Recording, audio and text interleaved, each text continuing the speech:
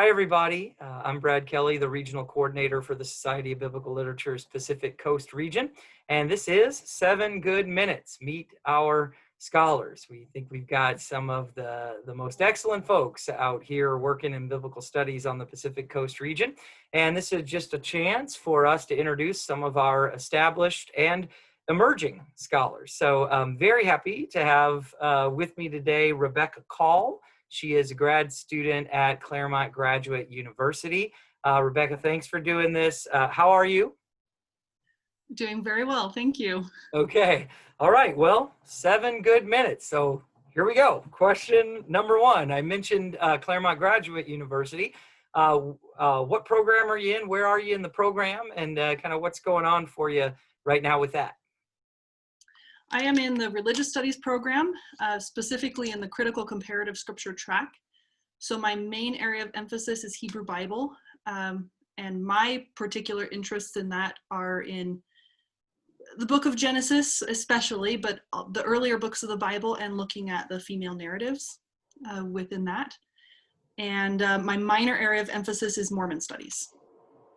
Okay, thanks. So you kind of got into this a little bit, but I'll follow up on it. So the second question is sort of what you work on, generally speaking, and you've mentioned that a little bit. Say a little bit more about what a minor in Mormon studies involves and sort of what you focus on within that minor area to go along with your kind of major area of Hebrew Bible. Yeah, I find the Mormon studies minor to be a very nice counterbalance, since with Hebrew Bible I'm working with ancient text, which comes with its own set of challenges, whereas Mormon studies is a very young discipline because the religious movement itself is less than 200 years old, roughly 200 years old. And so we can see a lot of interesting developments in that and using different methods. So using, historiography and historians' methods and social sciences and things that are a little bit different than a text-based approach that I use with the Hebrew Bible. Okay, great. Well, the third question, kind of getting a little more specific here.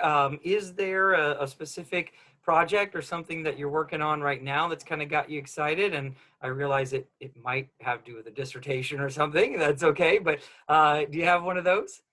Yes, so in about 2 weeks here, I'll actually be defending my dissertation proposal, and I'm very excited about this. I will be looking at, in Genesis, chapter 2, when God creates the female, it says it is not good for the human to be alone, so we will make a help meet. Usually gets translated help meet. And the Hebrew for this, when you look at commentaries and scholarly works, it's kind of the basis of establishing a lot of the gender norms. But no one has done a really deep philological dive into the context that the components of this phrase in Hebrew are used in. So they build a lot of, they make a lot of assumptions based on this phrase without really looking at it deeply. So I'll become the world expert in this phrase. I will look at every single instance of that these words occur in the Hebrew Bible and contextualize them. Also look at other Semitic languages and the way, if these words exist, these roots exist, the way they're used. And I'll also do a translation history of this, certainly from Greek, Hebrew, and English, and possibly looking at maybe German and French. We'll see. All right, the old Etzer Kenegdo. Very fun phrase there to look at. So it's very exciting. All right. Okay. Well, the fourth question is more of a context question. What, if anything, do you find exciting or maybe challenging about doing the work of biblical studies, specifically out here in the Pacific Coast region, or in your case, Southern California? So I'm a transplant from Idaho, and one of the things that one of the biggest things that struck me about Southern California when I moved there was the diversity. And I think that is such a strength, and it's really enriched my own studies because not only is there ethnic diversity and cultural diversity, but there's religious and intellectual diversity. And so I feel that it's a very exciting place to study because I'm constantly forced to re-examine my own presuppositions and my own worldview to come up with new readings for the text and new approaches. Great, thanks. So last question, we'll get you out here on this one. Tougher one, maybe. These are certainly challenging times, what with the COVID-19 pandemic and social and racial injustice issues and Black Lives Matter and more. Just any thoughts on being a biblical scholar in the time and context where we find ourselves today? Yeah, I do have some thoughts on that. So when Black Lives Matter kind of started the upswing, maybe in about May, I felt very powerless and very frustrated because I knew I had opinions that Black Lives Matter and that we should, and that there's clearly problems in the way that power and authority and ability is playing out for a lot of members of our community.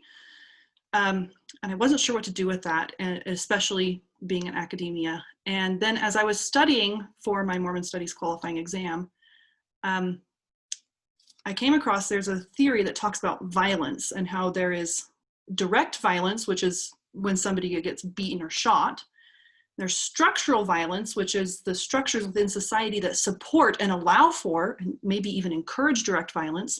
And there's cultural violence, which are the cultural ideas that permit it. Things like having the token Black person in the movie and they're going to die if it's a horror film. And why should that be okay just by virtue of them having a different type of pigment in their skin, that they're automatically the one that doesn't survive, right?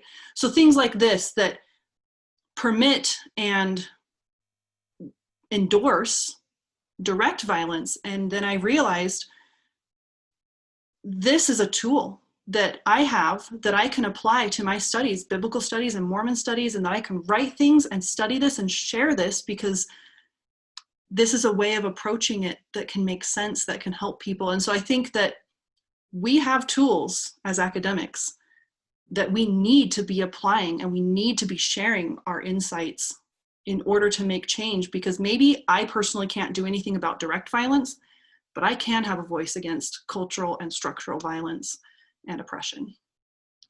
All right. Well, thank you very much. And there you have it, folks. That's 7 good minutes with Rebekah Call from Claremont Graduate University. Hope to see you again online for another installment. Take care, everybody.